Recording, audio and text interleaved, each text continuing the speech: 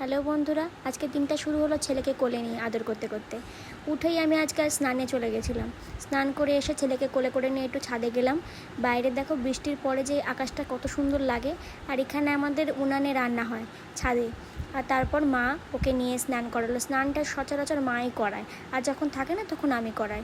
তো স্নান করানোর পরে ওকে একটু ম্যাসাজ করাই। এই যে ম্যাসাজ করে দিচ্ছিলাম, দিয়ে ওকে রেডি করে দিলাম।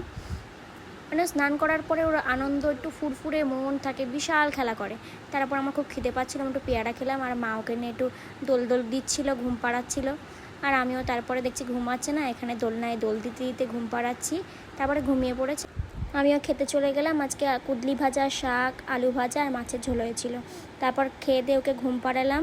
ঘুম থেকে উঠে আমি একটুখানি বারান্দায় একটু হাঁটাহাঁটি করছিলাম। তারপরে সন্ধেবেলা আমার কাছে একটা বাচ্চা পড়তে আসে, ওকে পড়ালাম। আমাদের নিচেই থাকে ভাড়াটে। তো বাচ্চাটাকে পড়ালাম, পড়িয়ে উঠে একটু বিছানাটাকে আজকের পরিষ্কার করলাম, নতুন বিছানা চাদর পাতলাম। চলে গেলাম রান্নাঘরে, 3 তলাতে আমাদের রান্নাঘর। তো সেখানে গিয়ে আমি যে চাল নিচ্ছি, দেখো ভাত বসাবো বলে। তো চালটা ধুয়ে নিচ্ছি, ভাত বসিয়ে আর কটা বাসন ছিল সেগুলো একটু মেজে নিলাম। সচরাচর আমি কিছুই করি না, মাই সব করে। ছেলেকে টাইম দেবো না করবো বলো তো, হয়ে ওঠে না। তারপর নিচে গিয়ে বালিশের কভারগুলো লাগিয়ে দিলাম। নীল কালার আমার খুব ভালো লাগে, দেখো। তারপর ছেলেকে নিয়ে আমি একটু খেলা করছিলাম। তো আজকের মতন এইটুকুনি।